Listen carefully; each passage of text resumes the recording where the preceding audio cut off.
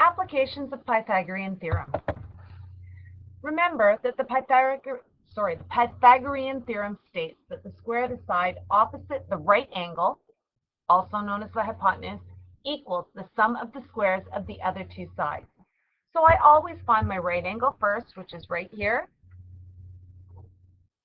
And I go across and I look at the side opposite. That's my hypotenuse. Now, things to remember about the hypotenuse, other than it's always opposite the right angle, it's also always the longest side, and it always stands alone in the equation c squared equals a squared plus b squared. If we look at this example, a surveyor is finding the height of a vertical cliff. She measures the base of the cliff to be 100 meters away and the top of the cliff to be 125 meters away. Determine the height of the cliff.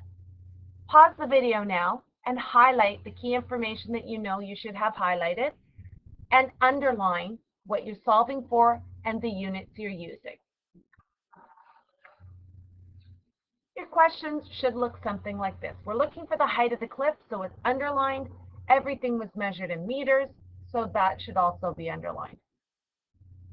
We're looking for the height of the cliff, so we chose a suitable variable and said let h represent the height of the cliff in meters, and we created a diagram and we drew the cliff on the diagram, as well as the distance from the base of the cliff and the fact that the height of the cliff is 125 meters away. Now, if we look at this, we have to look, where is my hypotenuse? Opposite the right angle. So the 125 is what stands alone.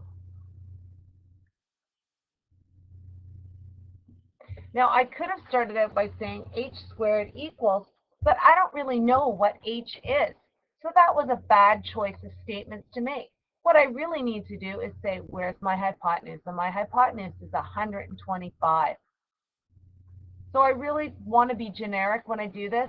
C squared is a squared plus b squared, and try and avoid starting off by putting in the variable that I'm using to solve my equation.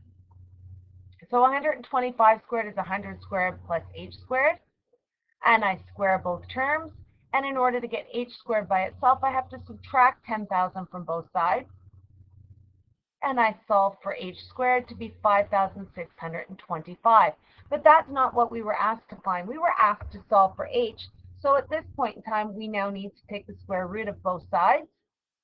And we need to evaluate that completely. And the height is 75. And we need a sentence answer. So therefore, the cliff is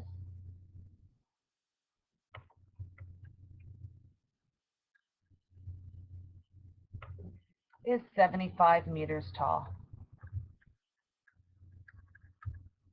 And we're done.